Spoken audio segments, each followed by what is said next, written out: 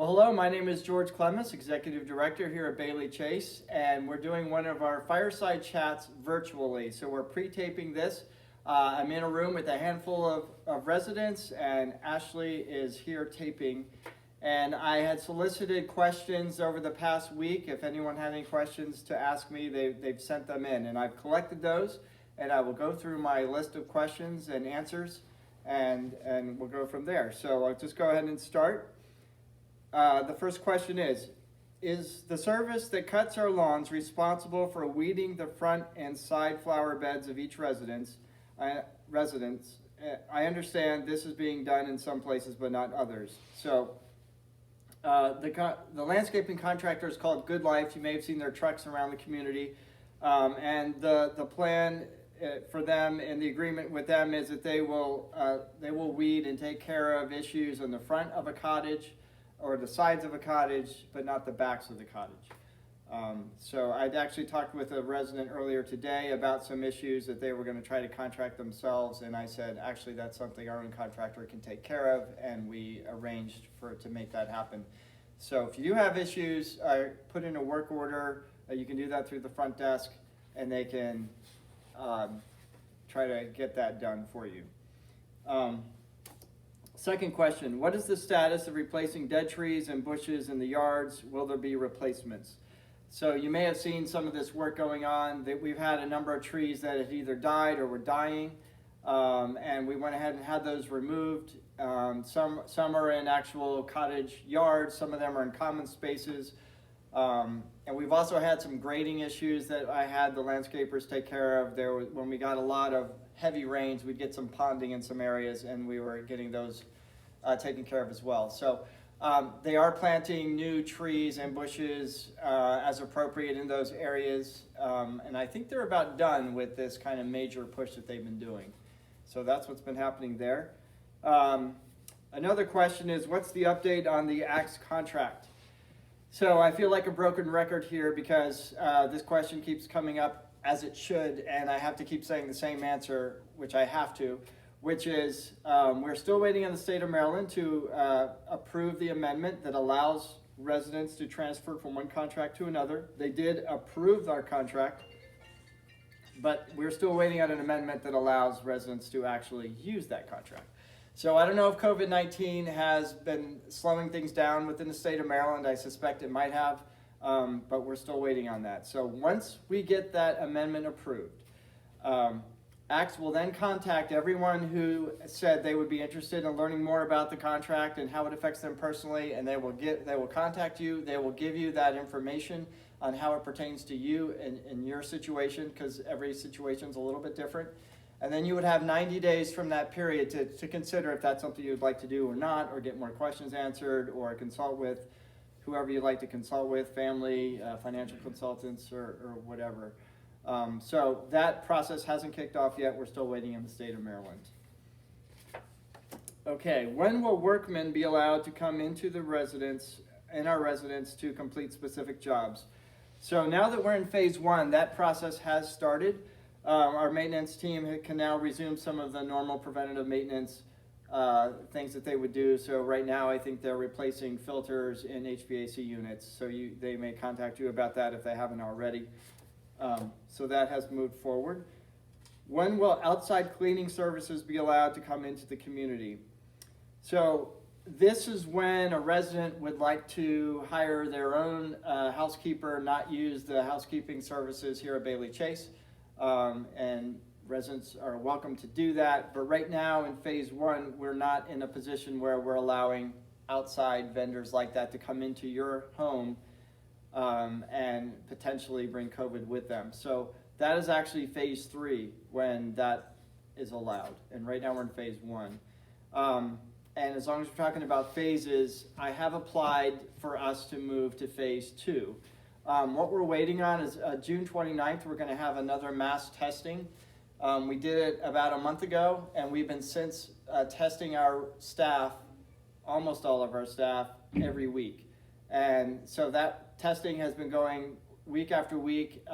It's been negative, which is good. I mean, we haven't had any positive cases. If I ever do get a positive case, I let you know. You've seen some emails or some communication about that in the past. But right now it's all negative, which is all good. And then we want to actually have another baseline test with all of our residents as well. So there's a memo going out today that has more specific information on that. Other communication has gone out as well. So anyway, the 29th, which is a Monday coming up, that's when we're asking you as independent living residents to be available that morning. And let us know if that's something you aren't available for, and we'll try to make some alternative arrangements. But that's the plan. Assuming we have favorable results from that testing, I really anticipate we would move to a phase 2 next week once we get the results back from that test. So we're looking forward to that. That's what we're hoping for. So I will move to my next question. When did the 4 times a week off campus begin? I know there's a little confusion about that, but it was effective June 12th, and I once this question came to me earlier, I put out some other communication to try to clarify that. So that's already in place. As I think most everyone knows now, independent living residents can go out 4 days a week, as many times as you want during the day. When we get to phase 2, that gets even better. So we're moving in the right direction. Let's see, is Bailey Chase now considered to be in phase 1 of the reopening plan? Yes, we're in phase 1, and I just already answered that question, I think. Hoping to move to phase 2.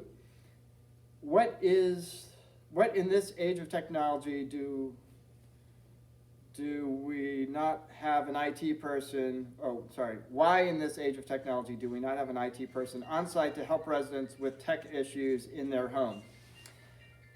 So good question. And this is something that ACTS has been increasing their services on, is providing technology support for residents. Of course, we have it for our staff because we have a lot of technology that we need to keep going to keep our infrastructure and operations going. But what about residents? So we've been increasing support for residents. And so we do have Brett, which many of you know, who is an IT support person, and not only does he support Bailey Chase, but 2 other communities within our region. Brett's role, and Brett had been at Bailey Chase for a long time, but when ACTS came in, his role changed to try to not just only support Bailey Chase with technological support, and not just staff, but also residents, and not just at Bailey Chase. But so there's 2 other communities in our region, Heron Point and Manor House, where he's also providing technical support. So he's not here every day, and during COVID he hasn't been here at all, but he's been accessible, and he's been helping us in various ways. But because of all the COVID precautions, we haven't had our tech cafes open, but hopefully we'll get back to that. But that's one way that we have resident support for tech issues.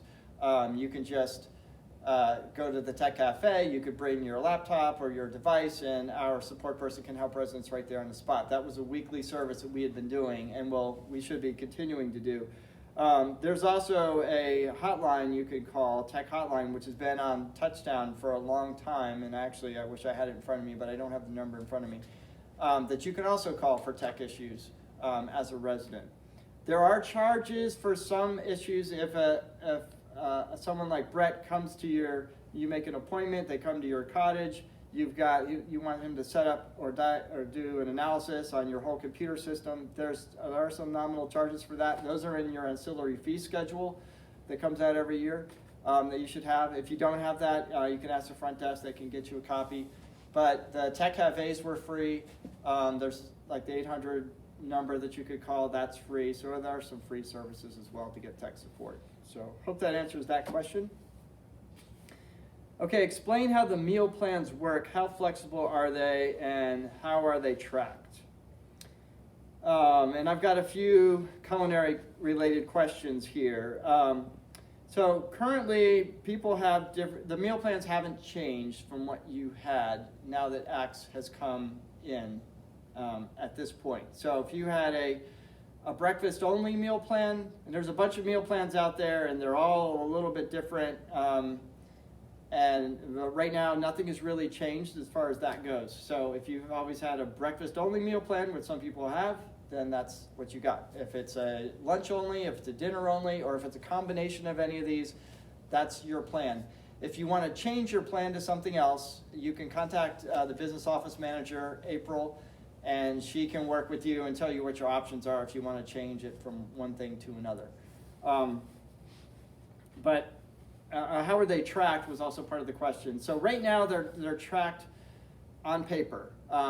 Someone is in our culinary staff is saying, okay, Mrs. Jones got a lunch today, and I checked that box, and then that data is collected, and it's all in a kind of very archaic way of doing that.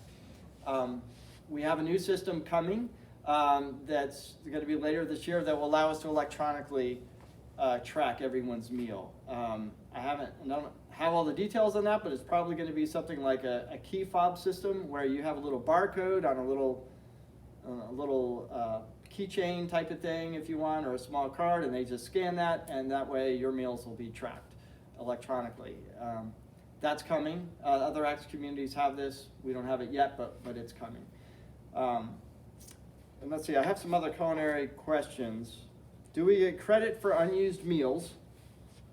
So for missed lunches and dinners, you can receive a coupon for a meal. I think most people are familiar with this coupon system.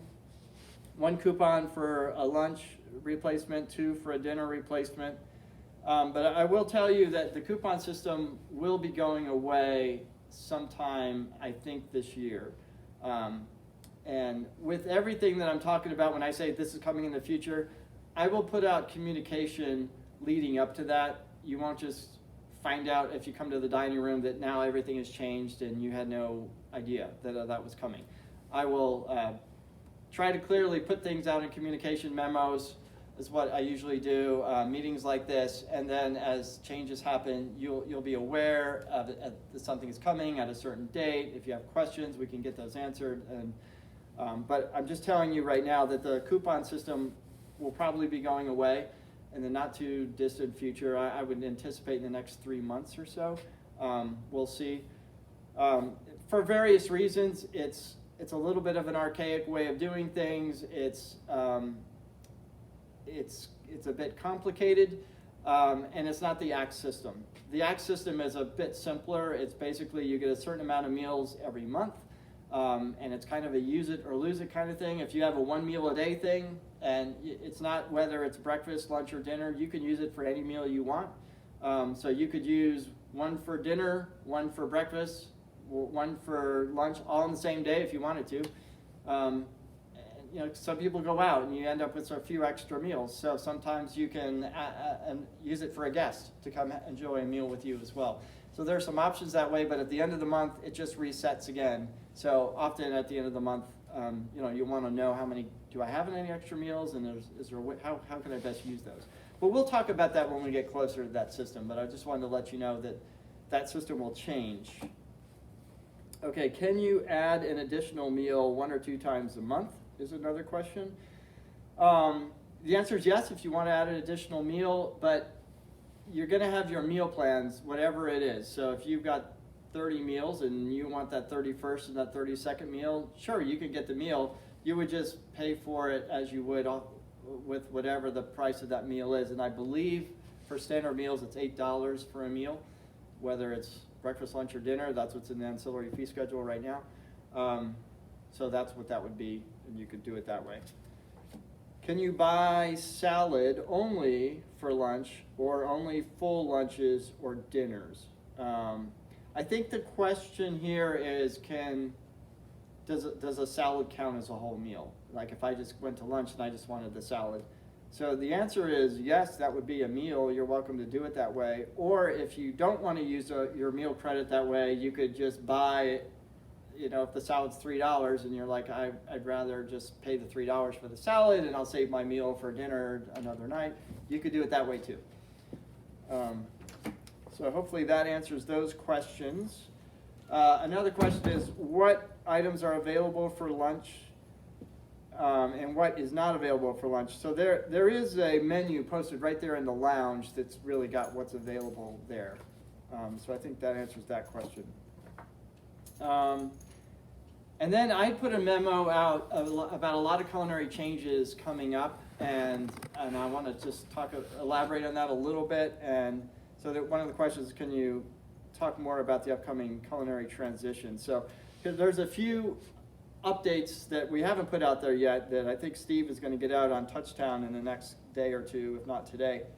July 1st is going to be a special dinner menu celebrating the closure of bringing our Unidyne employees into being Axe employees. So that's a transition that's been happening over the last month. It's a pretty big deal. If you see Danielle, you could pat her on the back. Well, no, we can't pat her on the back, but you could say she's been working hard on this. I'll just put it that way.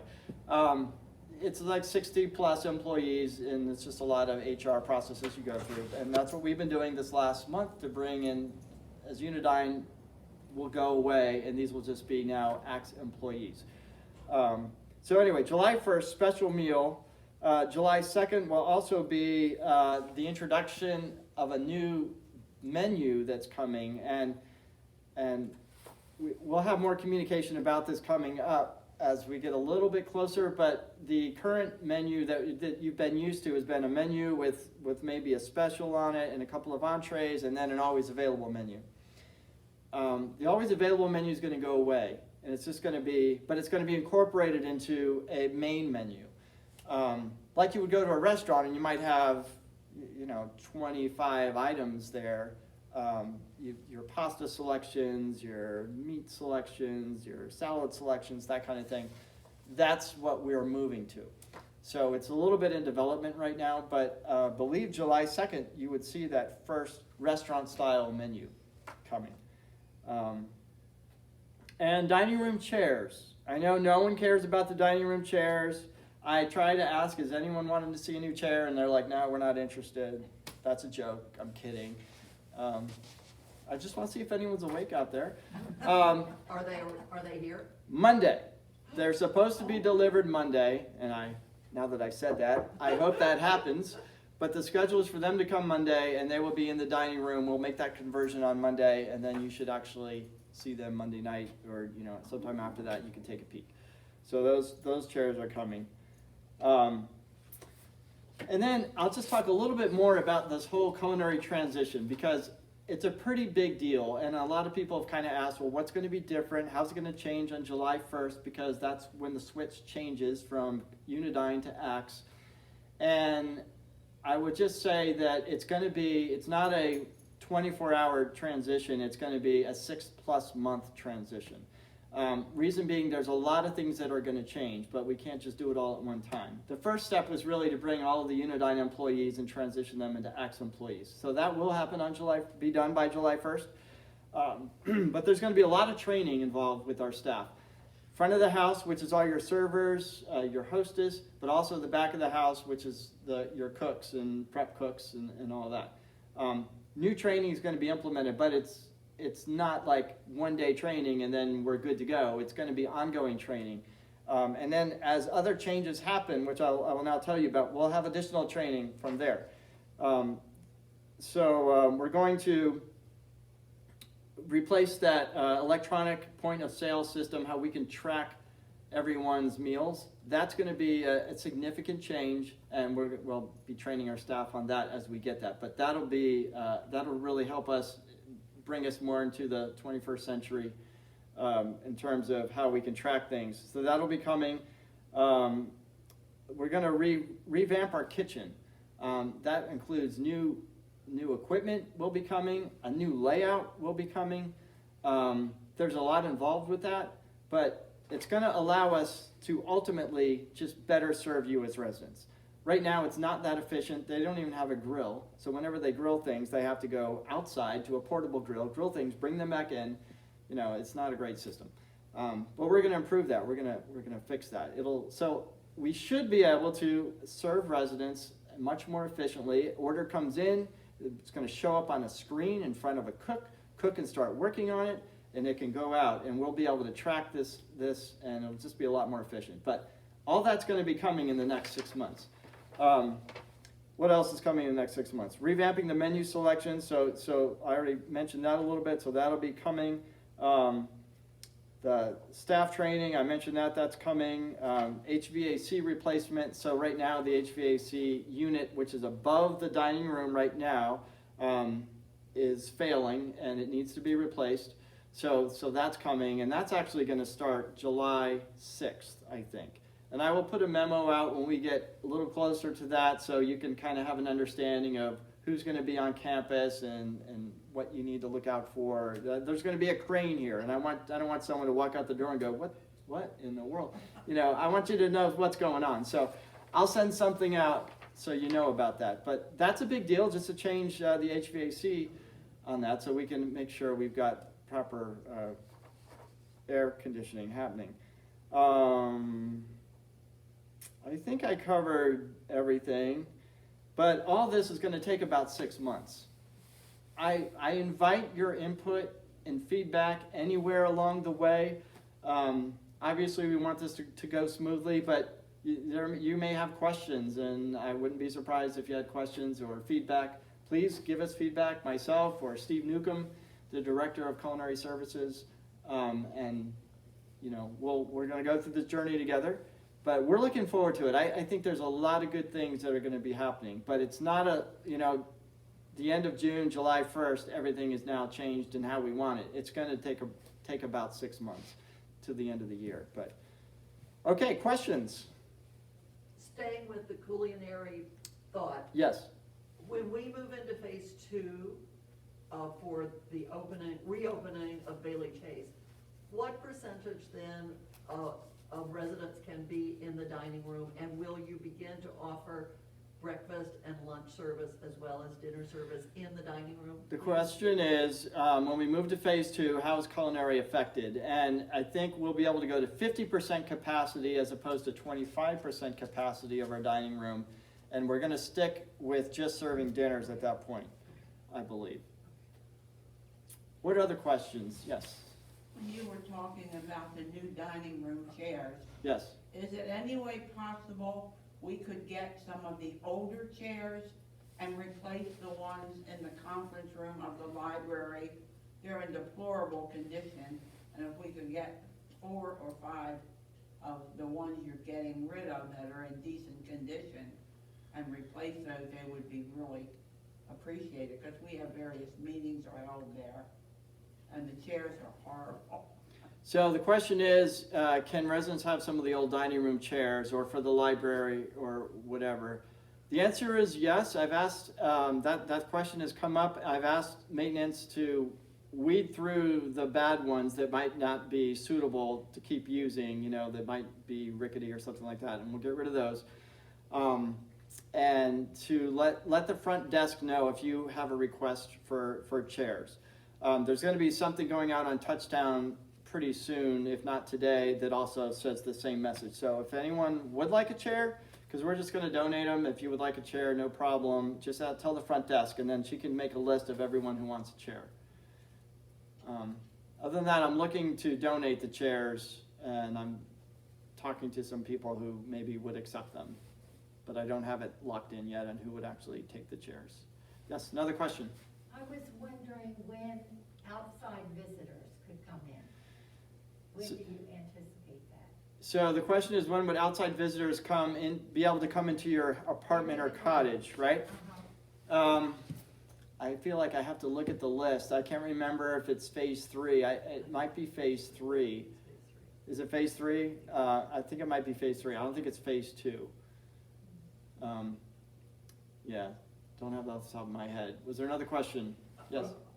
I have a couple of comments. Okay. One is, we get these memos from, I'm not sure who it's from, corporate headquarters, regional headquarters, and then you attach a memo underneath it.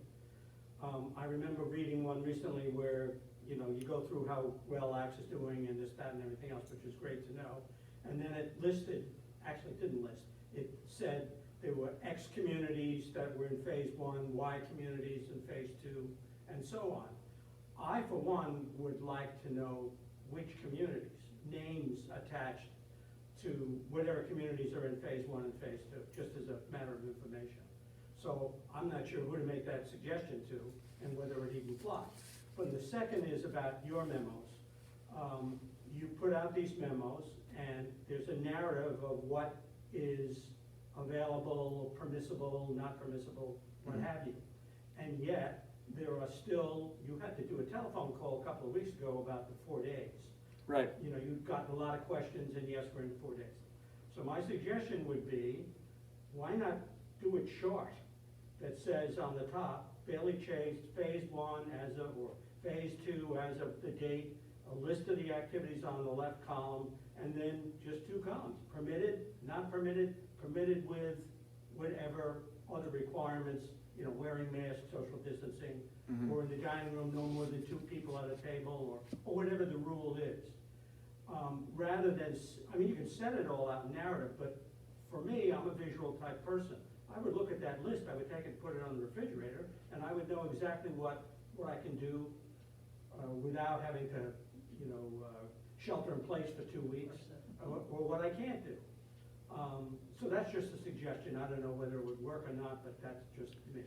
Okay, good comments. So you commented on a number of things there. One, the memos, and so let me address that. Who are the memos coming from? So there are different levels of memos that are coming out to you, and I know you've been so inundated with memos, but it's as you know, it's an evolving situation. You almost don't have any way around it, you know, to keep you informed, which is what we want to do. So the corporate memos come out every Friday.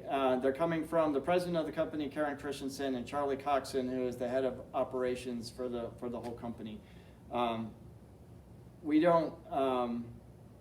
don't have any input. Executive directors don't have any input in these. There's a COVID task team that is at the corporate level, people representing different disciplines within the company. So you have nursing and clinical care represented, you have real estate represented, which is all of our capital projects and things like that, you have culinary represented, you have HR represented, you have everyone represented, and they're making decisions. They're the ones kind of making decisions on when we move to phase 1, when we move to phase 2, and what constitutes those phases and things like that. But anyway, those are the Friday memos that you're getting. And I don't know. I know, Ann, you were asking me about some information. I will not know what's in those memos until they come out as well.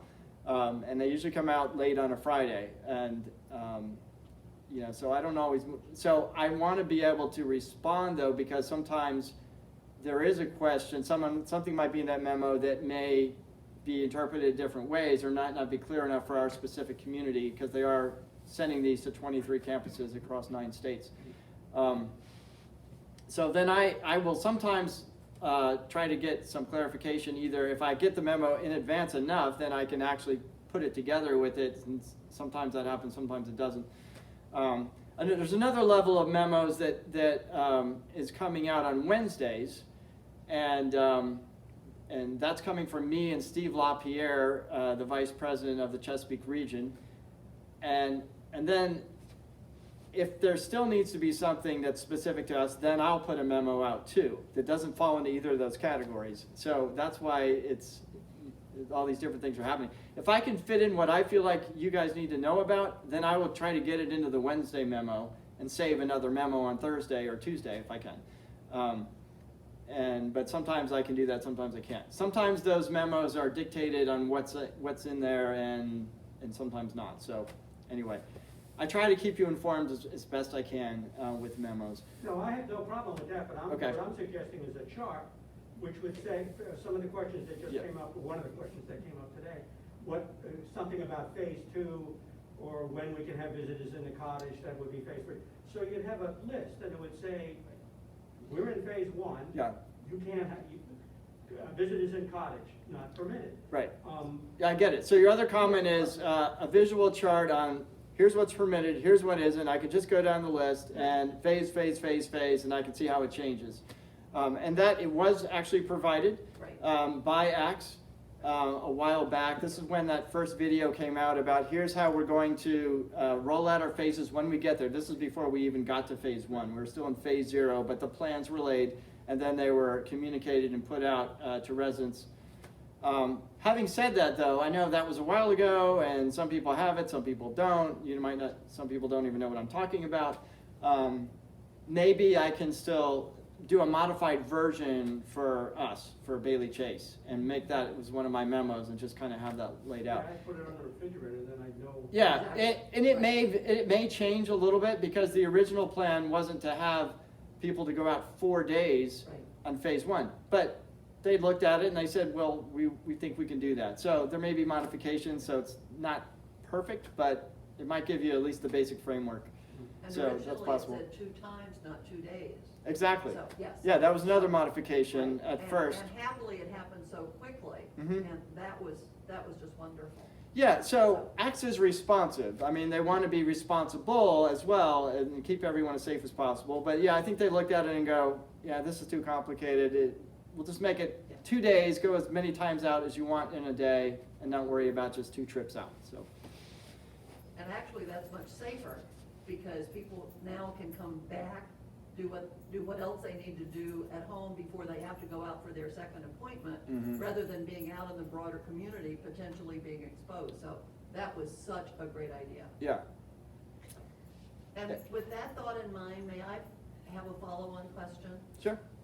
We're very grateful that all residents now can go out into the broader community. But instead of folk who don't have a vehicle going to the gatehouse to be picked up by their person, is there a reason that the person picking them up couldn't come in to the circle and their person walk out under the canopy and drive out again without a stop, except to stop and pick up their person? Yeah, so the question is, right now, residents can go out 4 days a week, but if you don't have a vehicle, you're a little bit stuck on transportation. How can you do that? So I had many conversations with people over the last couple of days leading up to the memo I put out the other day, saying that now family or friends could actually pick someone up at the front gate and take them and bring them back and drop them off at the gate. And then we have a golf cart, so someone doesn't have to walk from, say, the front of the building to the gatehouse. We can just pick them up, bring them there. As they get dropped off at the gatehouse, just bring them back to their door or their cottage if needed. So we can provide that service. I asked the same question, and the question is, why can't they just pick them up at the front door? They're still outside the building, they're not in the building. What difference does it make? That was part of the delay in my response back to everyone. I think it was Monday or Tuesday, because that's what I was trying to have happen. But that idea just wasn't approved. So maybe in phase 2, Thanks for trying. that'll George. change. Yeah. Thanks for I trying. thought the same George. thing, and that's what I tried to have happen. But maybe phase 2. So Yeah, yes. I mean, why not have them be able to pick right up at the cottage? I mean, come all the way in, pick Yeah. the person up at their cottage and take them out. I realize they can't do that now, but that might be something That it's the same thing. Pick them up at the front door, pick them up at your cottage, and right now we're not able to do that. Right. Maybe phase 2, and we'll see. I'm advocating for that, but we can't do it yet. Right. So To look forward to. yes, we look forward to that. Thank All you. right. Any other questions? Yes, sir. On the scheduling of the dining room usage by the different groups, Yes. we've got a 3-week cycle, week 1, 2, and 3. And there's nothing in the description of that which tells you how you know which phase you're in. I'm wondering if there could be some way of describing how you know whether you're in phase 1 or in week 1, 2, or 3. Then you can plan a little bit. I mean, we got confused because we thought it meant the first, second, or third week of the month. And when it started, it was the third week of the month. And so we thought we were in week 3. And it turned out we were in week 1 because we were just starting. And so we were mixed up. But I don't know how serious that is, but we thought it was a little confusing. I think that's a good comment. The comment was, how do you know for the dining room plan if you're in group 1, 2, or 3? There's 3 groups, and you might know what group you're in, but you don't know necessarily what night is for your group. That's right. And it was initially laid out in that memo, but I don't know if it's actually been communicated clearly since then, now that we're in another week, what days is which week. So let me talk to Steve Newcomb about that and see if we can get that out to everyone. It could easily show up on the 900 Yeah. display as to which week we're in. Yeah, that's the minimum we can do, is at least put it out there today. And it starts on a Sunday, but the question is, does the Sunday that you're scheduling, is that at the beginning of the week or at the end of the week? Okay, I'll see if I can get clarification on that. That's a good comment. That's another ambiguity that Yes. exists there. And I would say if it's not your night and it's something you'd still like to do that night or the next night, call and see if there's some flexibility there. There's flexibility right now. Together there could be, yeah. Yeah, so you can do that. You commented, George, that on July 1, we're going to have a special transition party, if you will, a transition menu. Yes. Can you speak to July 4, because that's a really big deal? It is Independence Day. That should be, I don't have it memorized. I did see the memo. I think it was barbecue chicken, grilled burgers, and I don't remember what else is on there. It's kind of traditional 4th of July Okay. fare. That should be coming out, Okay, yeah, thanks. from culinary. Cool. But yeah, a seasonal meal there is planned. Where would that be offered? Um, On the buffet line inside, or? Yeah, I don't know what time he's planning on serving that. So if it's definitely at the buffet line, but if it's the dinner, then it would still be the two options of seated service or the buffet. The details will come out on that. Thanks. Any other questions? Okay, well, thank you very much. God bless you. Thank very much.